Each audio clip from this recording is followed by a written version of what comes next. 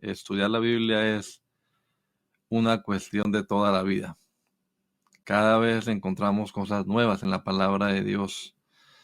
No es cuestión de ya la leí y listo, no. Hay que seguir leyendo, estudiando, meditando, analizando, profundizando en la palabra del Señor. Y yo le invito a que lo haga. Lea la palabra del Señor. Lea el Evangelio según San Mateo. Estamos allí en este Evangelio. Ya terminamos una sección interesante que tiene mucho que ver con cosas prácticas de la vida, ¿no?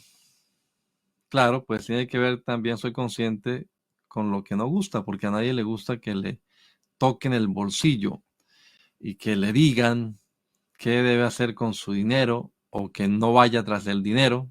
Conocimos hace unos días eh, una persona que dejó de ir a una iglesia porque, dice ella, su pastor le decía que pues que había que dejar de andar corriendo tras la plata y más bien buscar del Señor.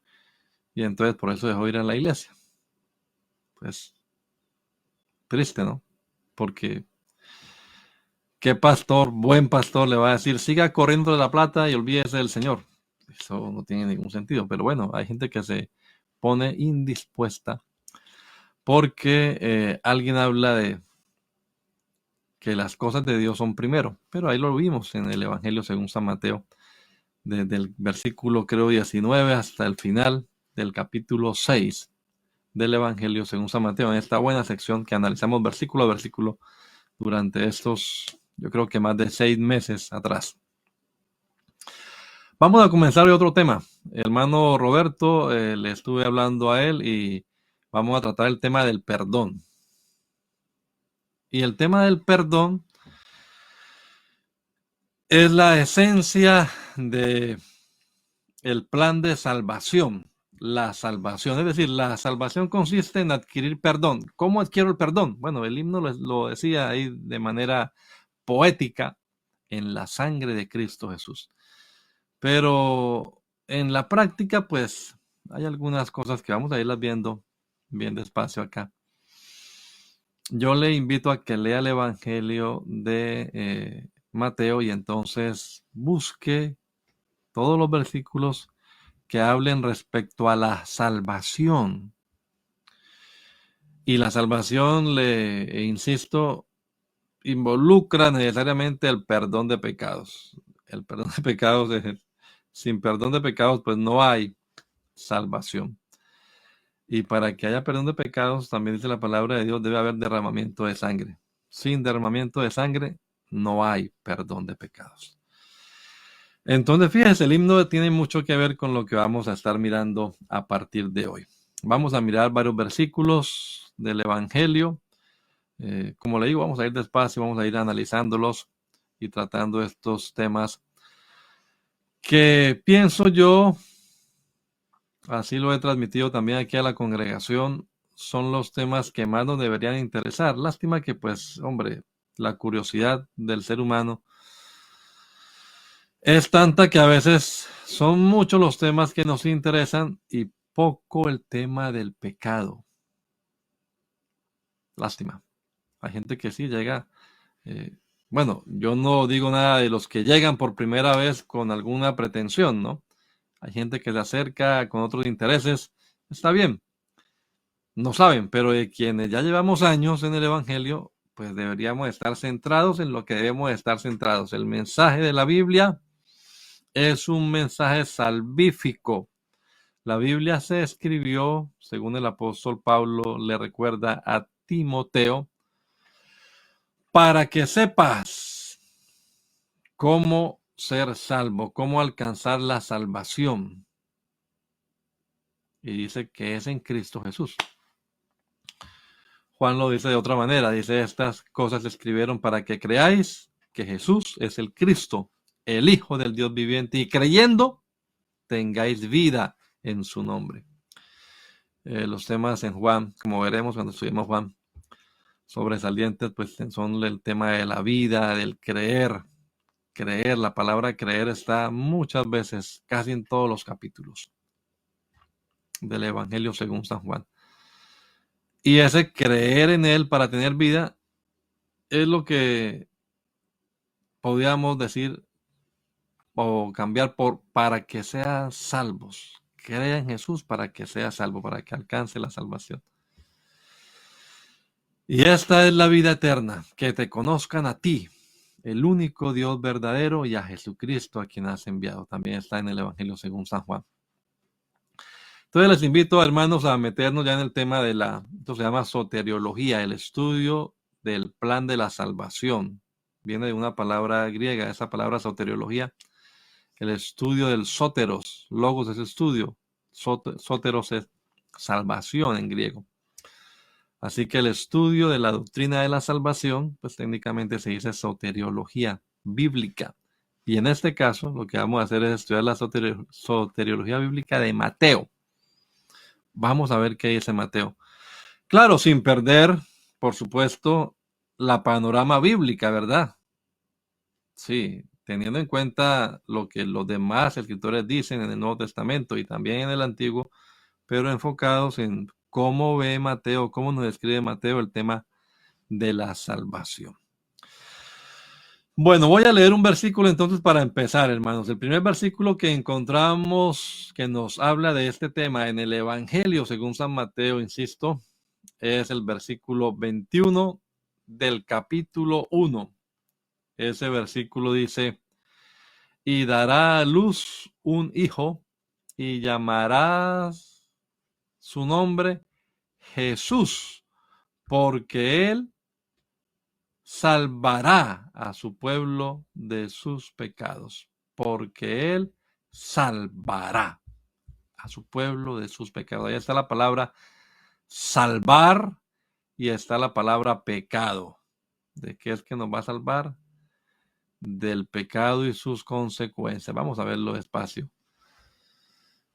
En el nombre del Señor Jesús. Hagamos una oración, amados hermanos. Bendito Dios, te damos gracias en esta mañana por darnos la oportunidad de reflexionar alrededor de tu palabra, Señor. Pensar un rato en el significado, en la trascendencia de este mensaje que estamos leyendo aquí, que nos quisiste comunicar a través de estas palabras que escribiera este hombre inspirado por tu Santo Espíritu, el evangelista Mateo. Ayúdanos, Señor, a captar realmente la esencia de este mensaje y pues tratar de vivirlo, Señor, de ponerlo en práctica. Ayúdanos, Dios, dar revelación a tu pueblo, a tu iglesia y sobre todo a los amigos, Señor. Ilumínale la mente, el entendimiento y que puedan comprender tu palabra en el nombre de Jesús. Te lo pedimos, Señor. Amén. Amén. Mateo 1:21. Dará a luz un hijo y le pondrás por nombre Jesús, porque él salvará a su pueblo de sus pecados. El versículo 22 dice: todo esto aconteció para que se cumpliera lo que dijo el Señor por medio del profeta. Una virgen concebirá y dará a luz un hijo, y le pondrás por nombre Emmanuel. ¿Qué significa, dice Mateo allí? Dios con nosotros. Verso 24. Cuando despertó José del sueño, hizo como el ángel del Señor le había mandado y recibió a su mujer. Pero no la conoció hasta que dio a luz a su hijo primogénito y le puso por nombre Jesús. Jesús. Bueno, aquí tenemos que hablar, por supuesto, de la doctrina del nombre un poquito, para empezar. El nombre de Jesús está asociado con la salvación, y la salvación de la que la Biblia nos habla en este versículo es la salvación del pecado. Ya vamos a ver del dominio y de las consecuencias del pecado. Cuando uno estudia entonces la doctrina del nombre de Dios, uno tiene que hacer memoria de la forma como los judíos, o la gente de antaño, no únicamente los judíos, los antepasados, ponían nombre a sus hijos, ¿sí? Hoy en día, yo siempre coloco este ejemplo de Emil Busacelep.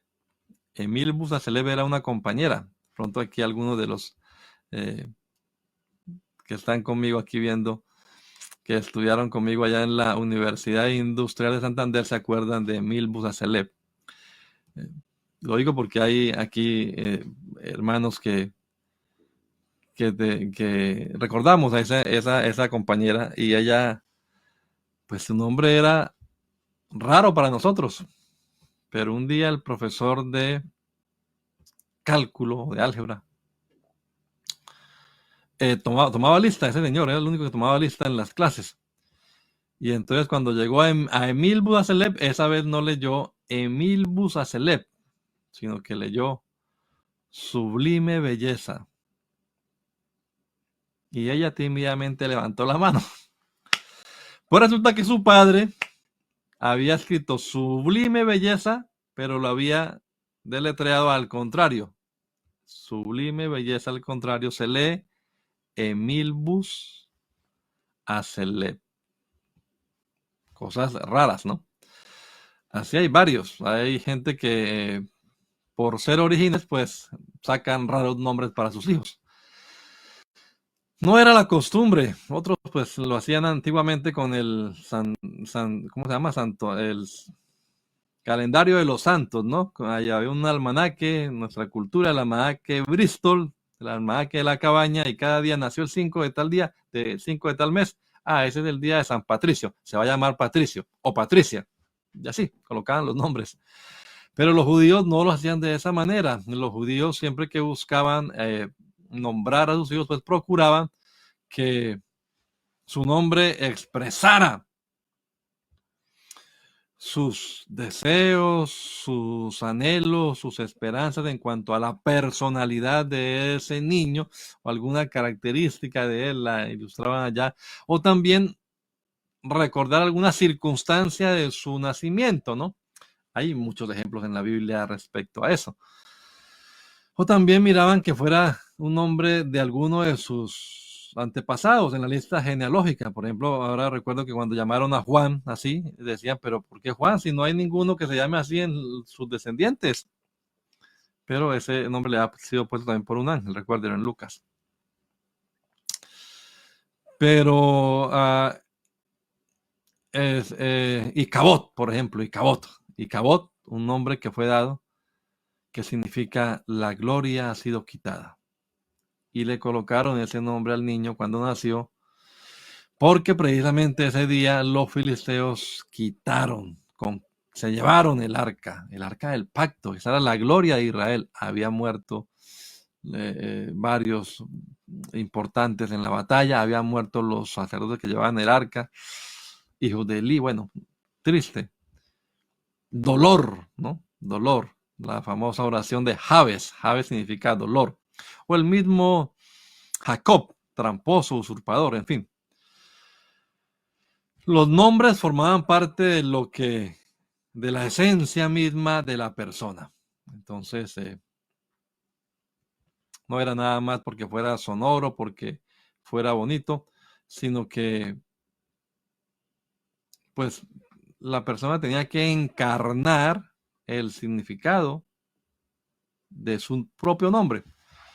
Bueno, pues el ángel le dice a José que llame a su hijo, o al hijo de María, porque realmente es hijo putativo de José, Jesús, porque lo dirá. No es porque es muy sonoro el nombre Jesús. Oiga, suena bonito. No es por la sonoridad del nombre, sino por el significado del nombre. ¿Qué significa entonces el nombre Jesús? Bueno, vamos a recordarlo brevemente, porque esa es otra doctrina, la doctrina del nombre de Dios. Nosotros creemos que hay un solo Dios, y ese único Dios tiene un nombre. Su nombre es Jesús. No nos da pena decirlo y no lo dudamos. ¿Cuál es el nombre de Dios? Dios tiene un nombre, y no es JHBH, no es Elohim, no es Echadai, no es Adonai. Es Jesús, nombre revelado para salvación. Jesús es la versión griega, la pronunciación griega de un nombre hebreo que si lo transliteráramos realmente al español, mi cuñado Lancelot tiene una anécdota de alguien que llegó una vez, un americano llegó a un culto, si mal no estoy, donde el hermano Gordon, no me acuerdo en qué parte, pero llegó un americano a un culto y entonces él quería, pues, en su poco español, ¿no? Quería impresionar a los hermanos, y entonces le dieron la oportunidad de saludar o algo, y entonces pasó y dijo, Gloria Josué. Y nadie dijo, Gloria, sino que todo el mundo quedó admirado, ¿cómo así? Aquí no le damos gloria a ningún Josué. Pero realmente él quería decir Jesús, gloria a Jesús, pero pronunció fue gloria Josué o José. Bueno, Josué es en el hebreo, Josué, la palabra realmente es la misma, el significado es el mismo, solo que la palabra Josué en el griego, pues en el que describió el Nuevo Testamento, el nombre se pronuncia Jesús, pero el significado es el mismo. Hubo un Josué, bueno, muchos Josué realmente, pero uno famoso en el Antiguo Testamento que fue el sucesor de Moisés, precisamente a quien también se le cambió el nombre, ¿no?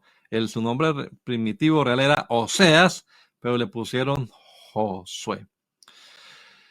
Fue el que se encargó de llevar al pueblo y conducirlo hasta la tierra prometida. Hebreos habla de que él se encargó de darles el descanso a los israelitas, aunque realmente no hubo descanso en el contexto en el que lo explica el libro de Hebreos. El verdadero descanso lo trae el verdadero Josué, Jesús. Pero la palabra, el significado del nombre Jesús o el nombre Josué también, las letras en el idioma hebreo, lo que implican o están muy relacionados con el significado de la palabra salvación. Y literalmente traducirlo, diría algo como el Señor salva, el Señor trae salvación, y cuando digo el Señor me refiero a Dios, literalmente sería JHBH salva, JHBH trae salvación, JHBH quien nos salva. Bueno, total que el nombre está relacionado con salvar, el nombre de Jesús. Dios quien nos salva, Dios salvador. Este es Dios salvador. Interesante, ¿no? Por supuesto que Josué, el personaje histórico del Antiguo Testamento, no encarnaba en sí mismo el significado completo del nombre. Dios sí le trajo salvación al pueblo de Israel, pues a través de Josué en sus campañas y todo, la conquista de la tierra, pero Josué no era Dios hecho carne trayendo salvación. En el caso de Jesucristo, ahí sí encontramos que el significado del nombre encuentra su verdadero cumplimiento, pleno cumplimiento. Jesús no es solo un nombre para recordar que Dios es quien nos ayuda, sino que Jesús realmente, como lo leíamos ahora aquí mismo, es Dios mismo quien nos ayuda. Por eso la palabra Emmanuel, que dice allí, el significado es Dios con nosotros.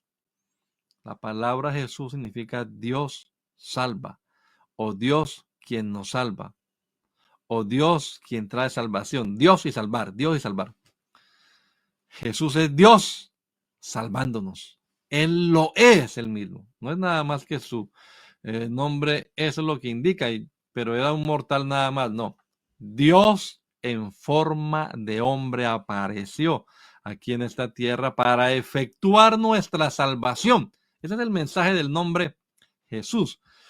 Fíjese de una vez que cuando Pedro usa el nombre en el capítulo 4 del libro de Hechos de los Apóstoles, dice, este Jesús, ahí está el nombre, es la piedra reprobada por vosotros los edificadores, la cual ha venido a ser cabeza del ángulo.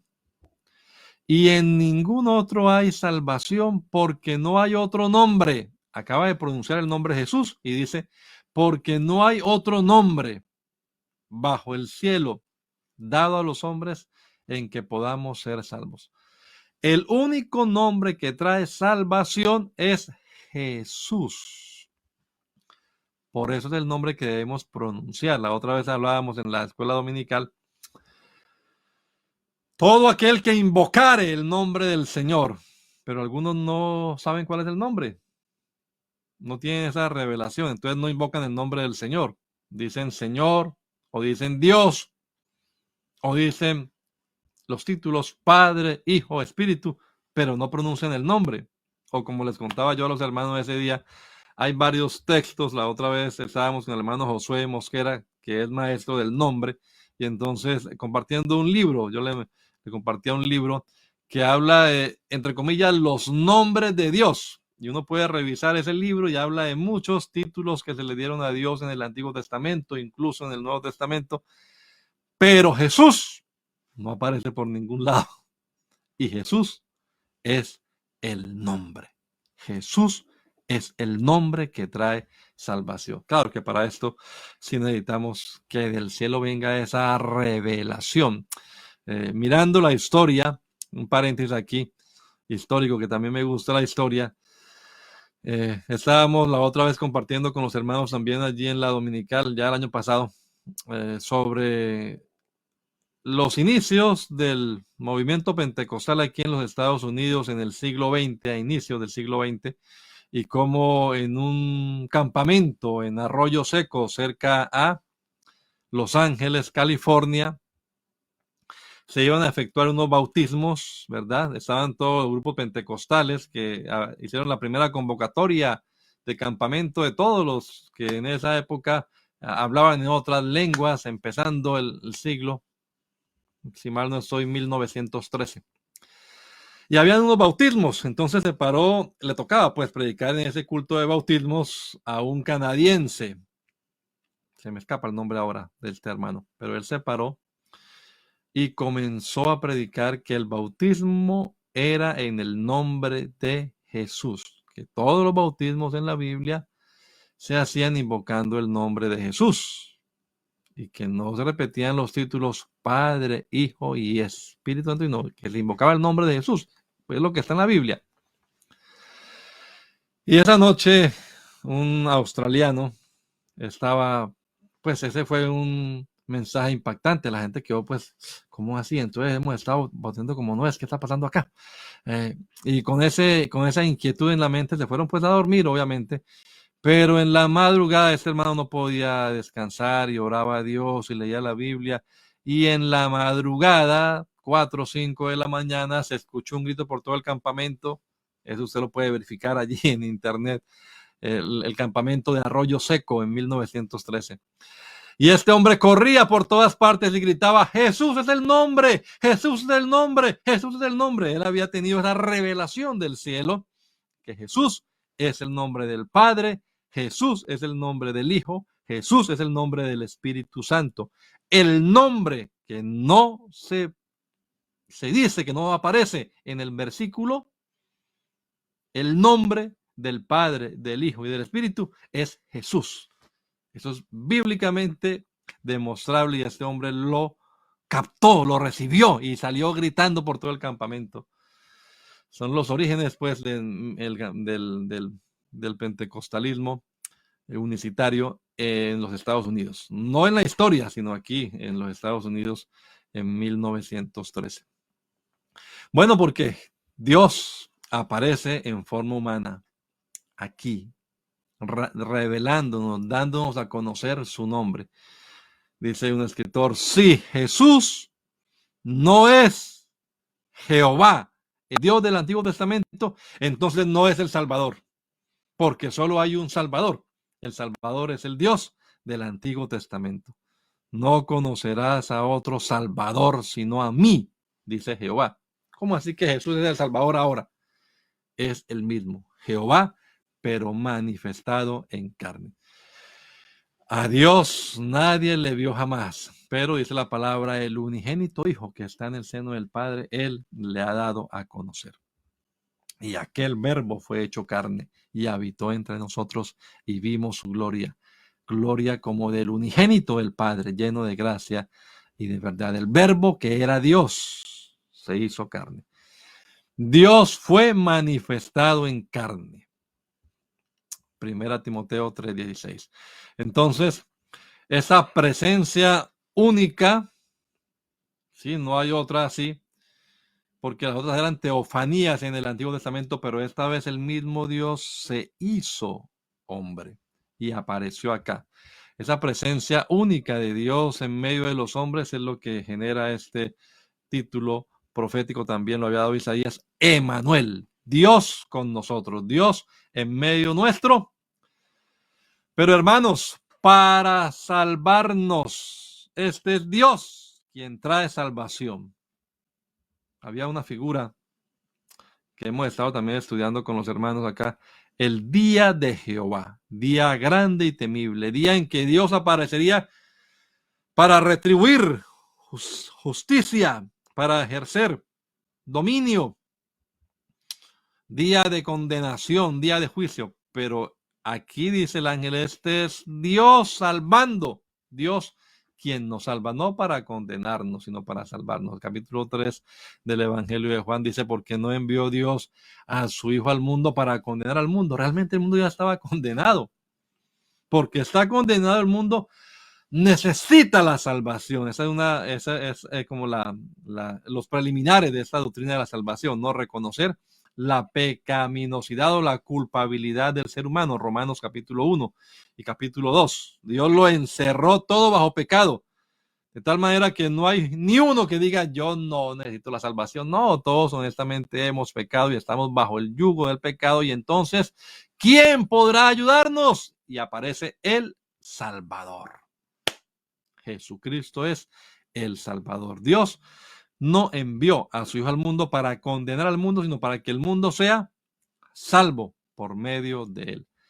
¿Y salvo de qué? Pues salvos de los pecados. Es del pecado del que nos viene a librar el Señor Jesucristo. Bueno, se me está yendo el tiempo y no estoy avanzando mucho, pero espero que esto poco que estamos diciendo, el Señor coloque palabras apropiadas para que los amigos principalmente lo puedan comprender. Usted, querido amigo,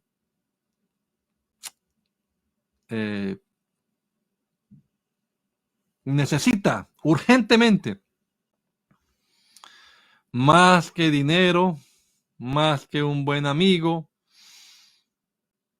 más que una novia o una esposa, más que una ciudadanía americana,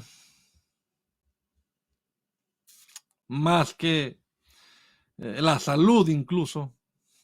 Y vamos a verlo ahora mismo aquí en Mateo también. Bueno, ahora no, en otro programa lo veremos.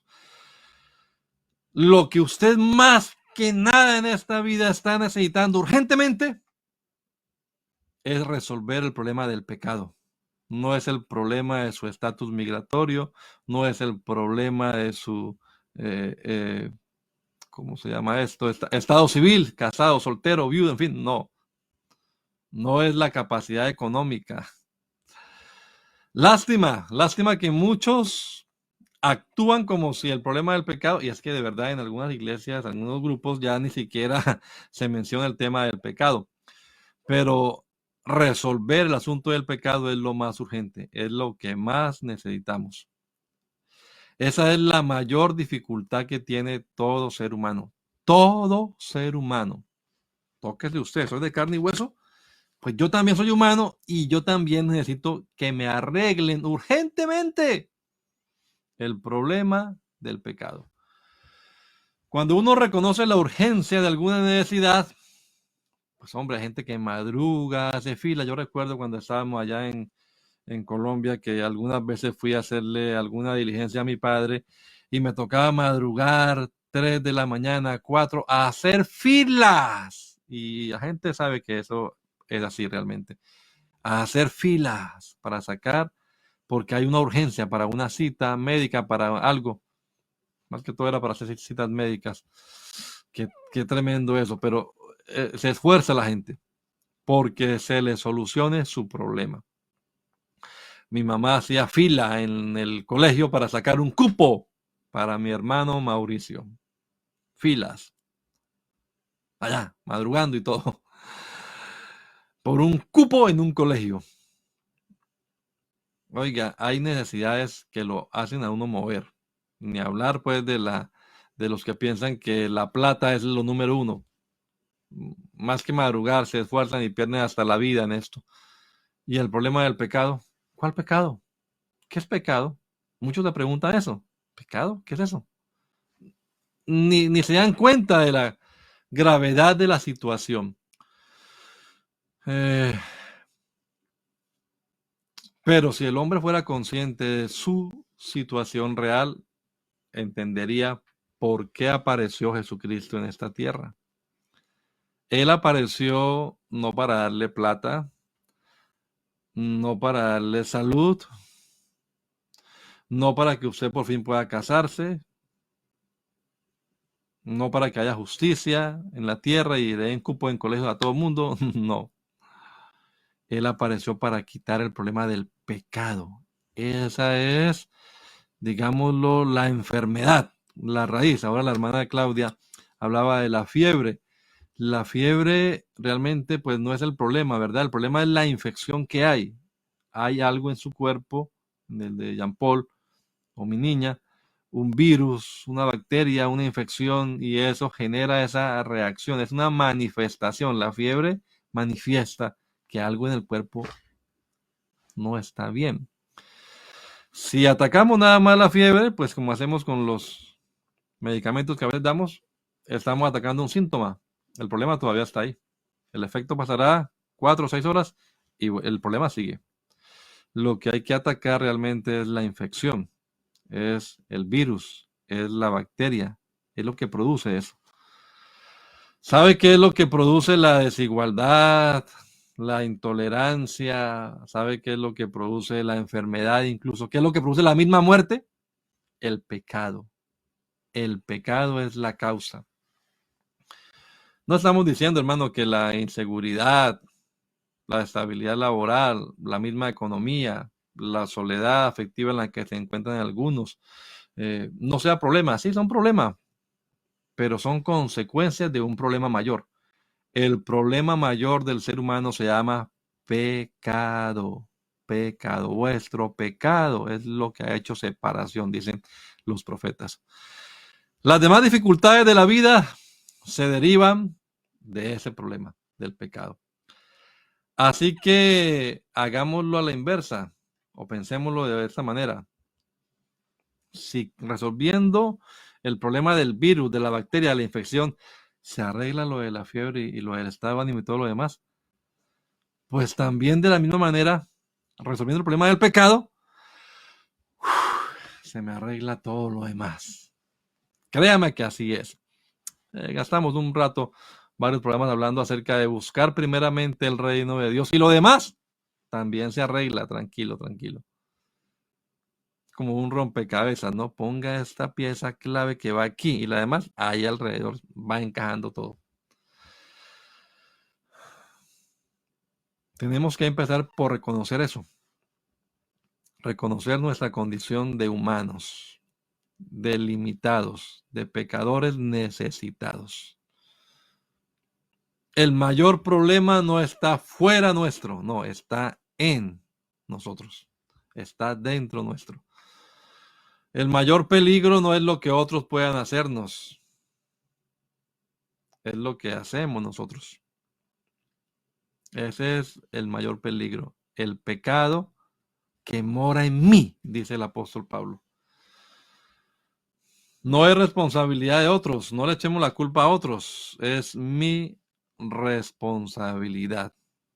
Yo soy culpable y soy responsable de mis propias acciones. Debo tomar decisiones yo también. Así que por eso apareció Jesucristo. Porque este problema del pecado no tenía solución de ninguna otra manera. No había otra forma.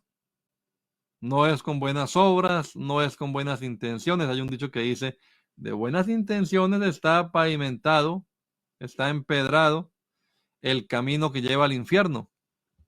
De buenas intenciones. No, no es con buenas intenciones, no es el hacer buenas obras. Las buenas obras son como trapo de inmundicia, dice el profeta, ¿no? Las buenas obras tienen sentido y cobran valor cuando nacemos de nuevo y en virtud de ese nuevo nacimiento hacemos cosas para Dios. Para eso nos creó el Señor, pero las buenas obras no salvan. Deben ser consecuencia, ¿sí?, de nuestra salvación. Entonces, hermanos,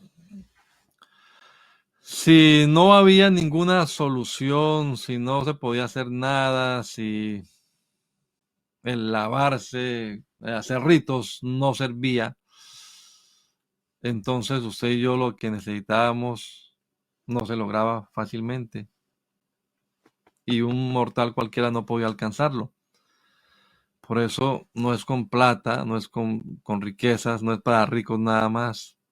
Tanto ricos como pobres tienen el mismo problema, no pueden arreglar, porque la redención de un hombre es de tan alto costo que no se logrará pagar jamás. Lo que necesitábamos no era plata, necesitábamos alguien que viniera a socorrernos, pero mirábamos a nuestro alrededor y todos están iguales. ¿De dónde lo sacamos? Apareció Jesús, gloria a Dios. Apareció el Salvador, alguien que no está con el mismo problema nuestro, no tiene el problema del pecado, no ha cometido pecado, no hay pecado en él, es santo, es eh, inmaculado, digámoslo, la palabra así, sin mancha.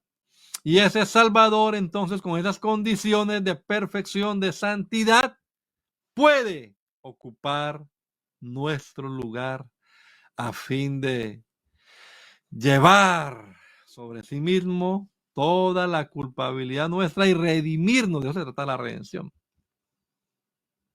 Es la muerte sustituta. Jesús es nuestro sustituto, murió en nuestro lugar a fin de que usted y yo pudiéramos ser libres del pecado y también, a su vez, ser copartícipes de su justicia. Así que la salvación se refiere a la salvación del pecado, no es a otra cosa, no es a salvar la casa, a salvar el carro, a salvarme de la enfermedad, a salvarme de la muerte física.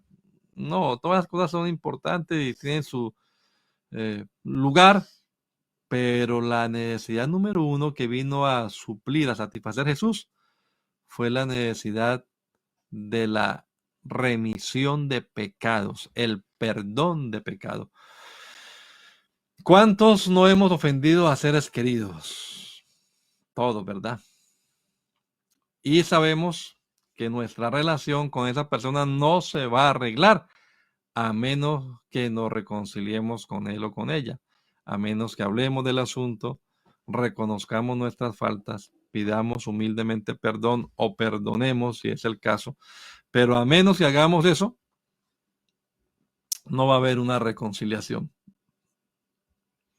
El pecado está clamando por reconciliación, por restitución, por perdón, pero ¿cómo obtenerlo?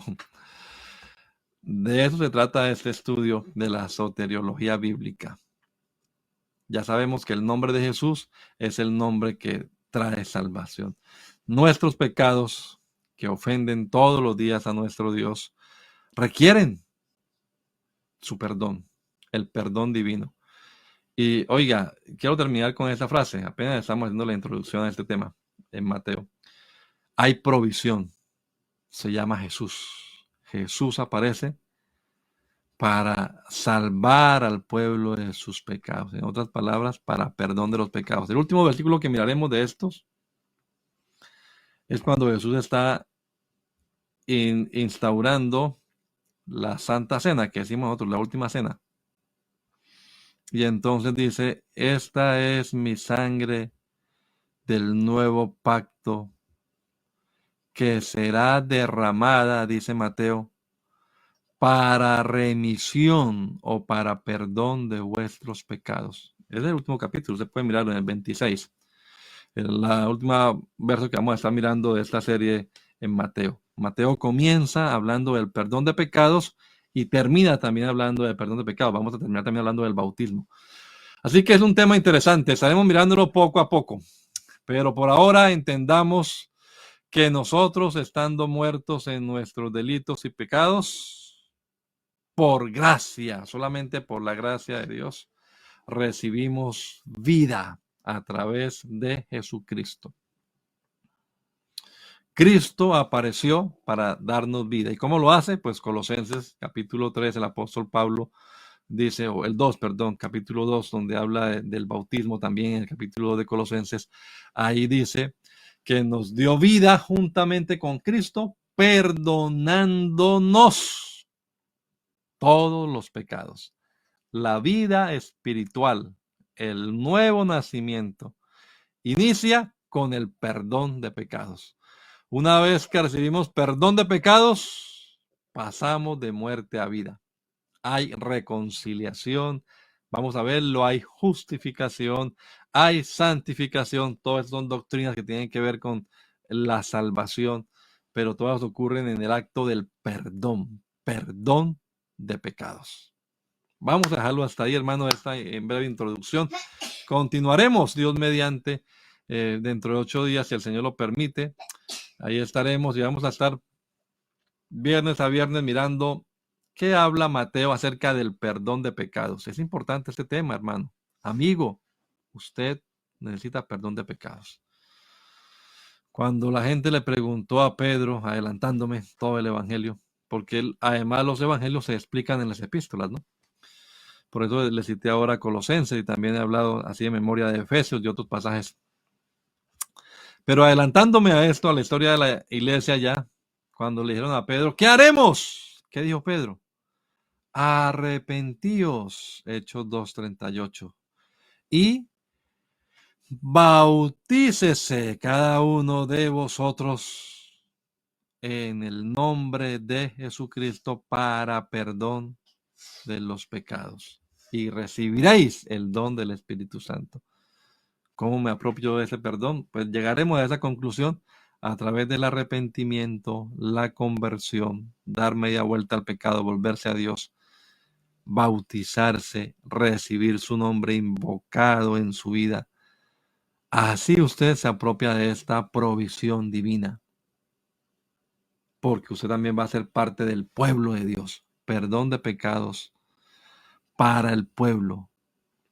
Salvará a su pueblo, y su pueblo es el pueblo de su nombre, el pueblo que lleva invocado el nombre de Jesús.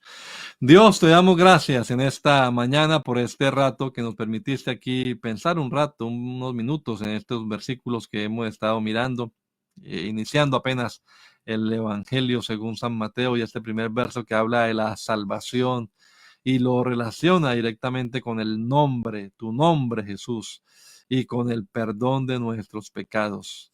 Ayúdanos a comprender, Señor, que lo que hizo que vinieras a este mundo y que padecieras en la cruz y que sufrieras este menosprecio y este oprobio de parte del ser humano no fue otra cosa que tu intención de arreglar el problema del pecado para la humanidad. Este problema que no podíamos resolver nosotros, tú lo resolviste para nuestro propio beneficio, Señor, a través de tu muerte en la cruz del Calvario. Ayúdanos a comprenderlo, Señor, y también entender no solo la teoría, sino de forma práctica cómo apropiarnos de este recurso, de esta provisión divina. Hay perdón en abundancia, hay gracia suficiente para todos. Y que una vez que entendamos su palabra, pues no lo dudemos y la obedezcamos, Señor. Que mis amigos puedan ser humildes para decir lo que dice la palabra de Dios, eso es, por encima de mis creencias, de mis tradiciones, por encima de lo que diga mi compadre, mi comadre, por encima de lo que digan en mi familia, lo que dice la Biblia, eso es lo que haré para recibir el beneficio del perdón y para ser reconciliados. Dios, que tu palabra corra y sea glorificada. Te lo pedimos en el poderoso nombre de Jesús. Amén. Amén.